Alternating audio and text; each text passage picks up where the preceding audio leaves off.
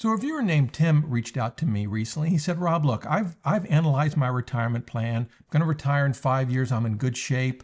I have a high chance of having plenty of money. Even if I live to be 100, I'll probably die with money left over. He goes, but I'm kind of tired of thinking about all this. Do you have to analyze your retirement plan all the time and optimize every last dollar?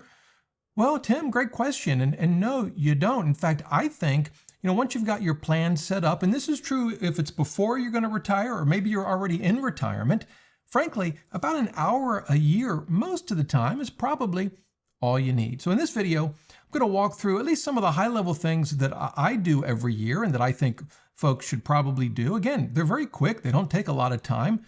I suppose you could do it quarterly if you wanted to, but I think even once a year is fine. And we'll look at a little bit of retirement planning software for those that use it, but frankly, that makes it even easier. Now, to begin with, I want to point out that when we think about retirement planning and optimizing it, we need to keep in mind that good enough is fine. There really is no optimal. We can think about where on this sort of line of optimization, whether it's when to claim Social Security or do we do Roth conversions and how much, and all of these sorts of questions.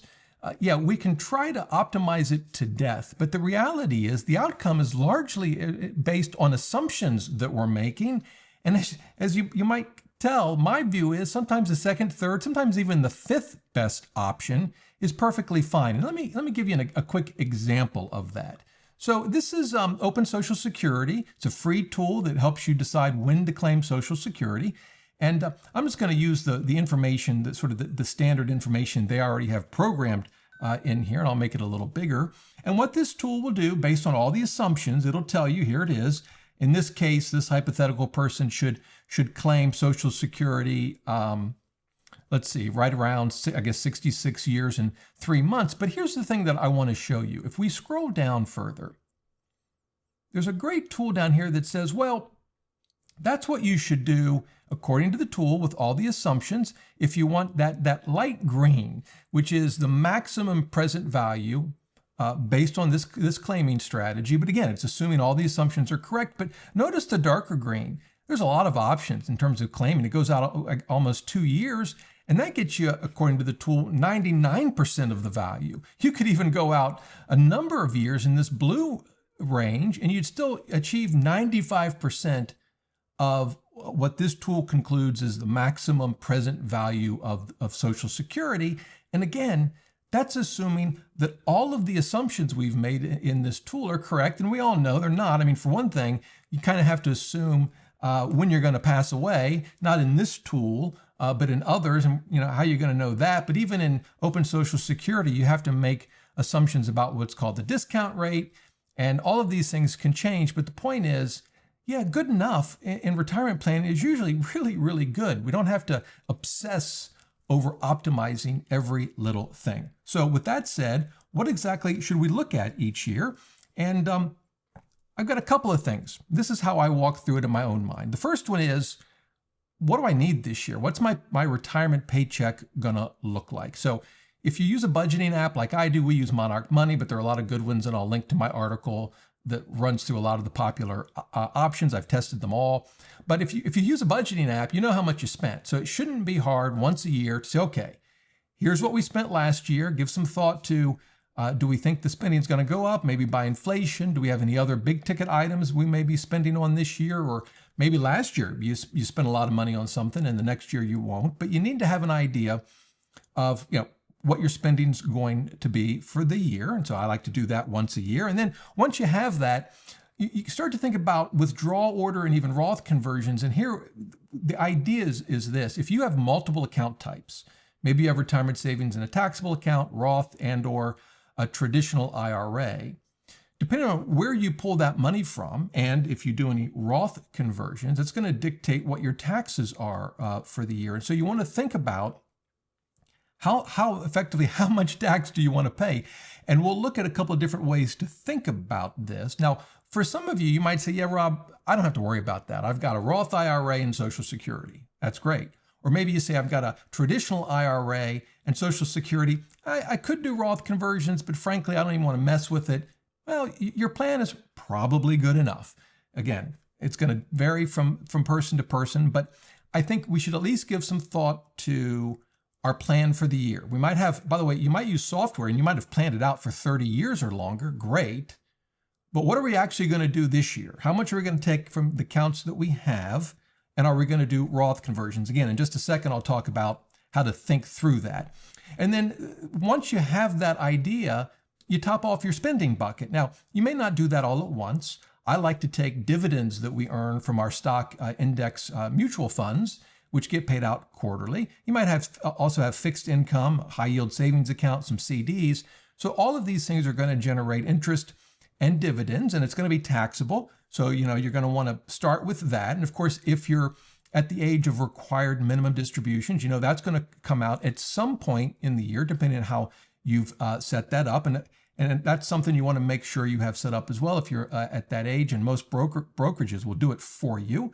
And that's a lot of the spending right there. So you kind of know how much you're going to spend, which accounts it's going to come from, and I'll come back to that in a second, and you know exactly how it's going to happen. Dividends, interest, RMDs, and then if you need more beyond that, of course, selling some of your investments. So those are sort of the first three. And then once you get to there, then 4 is emergency fund. If you haven't had any emergencies, it's probably just sitting there in a high yield savings account or maybe a T-bill ETF, but it's at least worth as part of sort of an annual review, or I suppose quarterly if you want, just making sure, emergency fund is set, got that. And then rebalancing. So with rebalancing, it can be simple or it can be complicated. It depends on your portfolio. The way we've set ours up, we have a target date retirement fund in our 401k, our traditional retirement accounts. And so it rebalances for us. I don't have to do anything. And then in our taxable account, we have 3 index funds, and they're all stock index funds. And I don't need to rebalance them. They get a little out of kilter relative to each other. And I've just decided to live with that. If we make any contributions, I'll figure out which one is sort of low relative to the others. And so in that sense, it's a form of rebalancing. But we rarely have to do that. And again, the target date funds, we don't rebalance at all. They rebalance for us. So again, it's going to depend on how complicated your portfolio is. But even a complicated portfolio shouldn't take you more than 20 or 30 minutes to rebalance it once a year. Again, very straightforward. And then we get to rerunning the plan. This is where if you use software like ProjectionLab or Bolden, and I'm going to show you one of them in just a second, you can rerun your plan just to make sure your chance of success is, on target, nothing big has changed. And again, that's very simple. All of this, I would think for most folks, most of the time, under an hour. And that's true if you've got, 100 or 200,000 in retirement, or $1 million, or $5 million, or even 10 million. I don't think the number really changes it, unless, of course, you've sort of let complexity creep into your portfolio, and that's a whole nother story. All right, so how do we think about the withdrawal strategy? Which accounts are we going to withdraw from, and are we going to do Roth conversions? Now, I'll show you this in ProjectionLab in a minute, but if you say, Rob, I just want something simple, I don't want to look at 1,000 different combinations, and how do we just keep it simple? Well, in my mind, you know how much income you need that you're going to pull out of some account somewhere. You know your other sources of income like Social Security, any taxable dividends or interest, and then you pick a target. So I think for most people, it's either going to be an ACA credit that you don't want to lose by having too much taxable income, or you're trying to hit an IRMAA target or avoid IRMAA altogether. Or maybe it's just a tax bracket target. Now, could we get more precise? Could we analyze this 100 different ways? We could. And again, I would use a tool like ProjectionLab or Bolden to do that. But even if you said, I don't know that I want that complexity, I think picking a target, whether, again, it's ACA, IRMAA, or tax bracket, and it may be some of those might change over time. So obviously, the ACA tax credit is going to apply if you're getting your health care from the marketplace. But once you're on Medicare, then the ACA credit doesn't matter. IRMAA brackets matter. And if your focus is on tax brackets, what I like to do is just run an analysis in terms of what I think my brackets will be when I get to the RMD age. And yes, software does help here, but this is usually a one-time thing unless there's big changes to your finances, or again, maybe once a year. And you can set your target based on what your tax brackets will be once you're forced to pull a lot of money out of your traditional retirement accounts. But here's the key. Whatever you decide, this is maybe a once a year analysis. You've got it, and you can then decide where to pull your money and or whether to do Roth conversions based on whatever target you want to hit. Again, I'll show you that in software in just a second. So there are some years that present some unique challenges, and it will require more time, and we just need to keep an eye on that. So the first one, of course, once you turn 62, you have the choice of, do you take Social Security or not? So you've got to be focused on that. Once you hit 63, you have to start thinking about IRMAA. Now, Medicare doesn't kick in until 65, but for purposes of IRMAA, they look at your income 2 years before. So at 63, you have to start looking at IRMAA. And so that year, could be a little more analysis. Of course, at 65, now you're going to apply for Medicare, and you have to think through, okay, what kind of Medicare do I want? You're going to have to shop for plans. Again, so that year, you're going to have to spend a little more time. But for most people, some people change their Medicare options. But for a lot of folks, they pick what they think is best for them, and they just kind of stick with it, right? At 67 and 70, I mentioned sort of both of these together. Again, these are Social Security milestones. 67, roughly, full retirement age. And of course, 70 is the longest you would wait for Social Security. But at some point between 62 and 70, you're going to have to make a decision on when to claim Social Security. And of course, once you make that decision, then you've made that decision. For the most part, there are some exceptions there. But once that decision is behind you, you're not revisiting that every year. And then finally, you just got to make sure your RMDs are taken out, beginning at 73 right now. Eventually, it'll be 75. And as I said, brokers will do this automatically. I have a small inherited IRA that has a required minimum distribution that I have to take every year. And they do it for me, and they send me a check. So it's not hard at all. And then there are some other big changes that can happen in life, right? You get married, you get divorced, a spouse dies, you have a health issue. Maybe you come into a large inheritance. So there can be events that occur where, you're probably going to spend more than an hour thinking through what the implications of that change are for your plan. And so we need to be aware of that. And it's one of the questions, you're going to know if there's been a big change in your life, but it's worth thinking about once a year. Okay, and if anything big happen this year? Do I expect anything big to happen next year? And you're going to have to deal with that depending on what it is in your plan. There are a lot of things, though, that I think we can spend way too much time, and you get anxious and stress, the scary headlines, market corrections, all that sort of thing that we can largely ignore. And really, that's it. I think this, for most of the people, most of the time, you could do it in an hour a year. I know a lot of folks want to look at it monthly, quarterly. That's fine. But if you're like Tim and you're like, I'd rather go fishing. I don't sit home and obsess about this and try to optimize every last dollar. It's just probably not worth it. And I'm a big believer that a good enough retirement plan is, good enough. Now, ProjectionLab. Let me show you this very quickly. Here we go. So we've looked at this before, but it has an Optimize tab, which you can see here. And I'm going to just quickly optimize this. I'm going to use, if you click the Optimize, you can pick what you're optimizing for. And I'm going to just pick Reduce IRMAA Surcharges. Now, this is a demo account. I basically just threw some numbers in, and we'll pick Extreme, which is fine. It just takes a little longer. Here's what I want to show you, and let me see if I can make it maybe a little bit bigger. Yeah, it's optimizing. It's running through, as you can see, thousands of different options and variations on everything from Roth conversions, which accounts to draw from. Are you going to do any gain harvesting on your taxable accounts? And it comes up with what it thinks is an optimized strategy. The point I want to make, and by the way, I think this is excellent software. I think ProjectionLab right now is my favorite when it comes to tax optimization. I think it's excellent. But you'll notice here, it just listed the top 5 strategies. Now, 2 things to keep in mind here. Let me make it a little bit higher. Let me actually get out of the picture so you can see the whole thing. 2 things to keep in mind. First of all, notice the difference between 1 and 2. It shows you the savings, 165,000. The first 3 actually are identical, right? And then you've got a 4th one. It's a little lower, but still good enough. And the 5th one, a couple thousand lower. But I mean, in order of magnitude, you've got a lot of options here.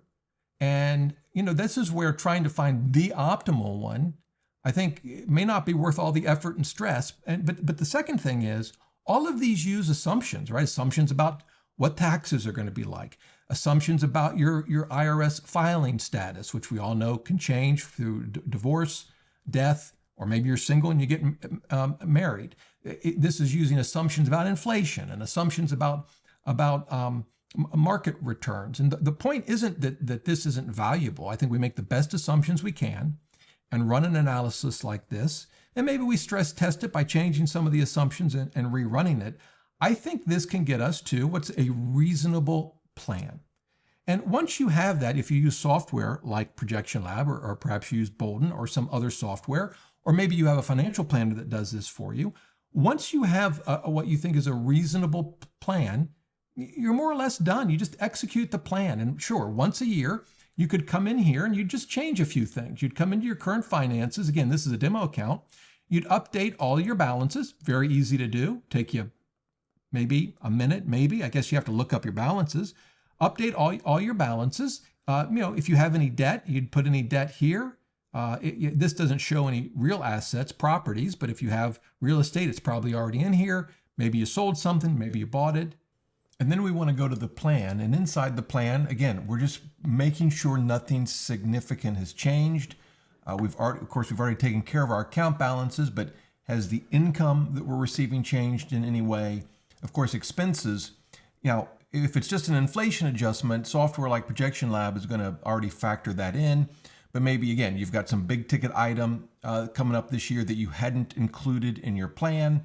And so you can add that into your plan now. And then, of course, you can always look at your underlying assumptions about, longevity, about the returns on your investments, even about inflation.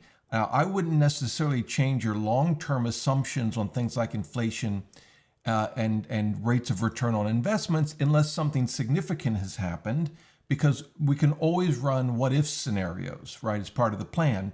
But again, all of this, frankly, takes just 5 or 10 minutes to look at the different, data points you have in your plan and the assumptions you've made for the year or the quarter or however frequently you want to run this. And then you're running chance of success. And again, once you've done this, maybe you're feeling a bit anxious about the stock market. So you want to go into settings, for example, and maybe make some adjustments about the rates of return for stocks or bonds. The nice thing about ProjectionLab is that rather than just changing it in your plan, you can actually use compare, run what-if scenarios. It's going to take any changes you make and show you how it affects your plan. And then you can just rerun your chance of success again. And it's very quick. This one, 81.12. Let's just assume that we're good with that and it's on track. You could rerun your optimization if you wanted to. But all of this takes, again, you could do all of this in the various steps we talked about at the beginning of the video, I think in under an hour. Let's even call it 2 hours a year.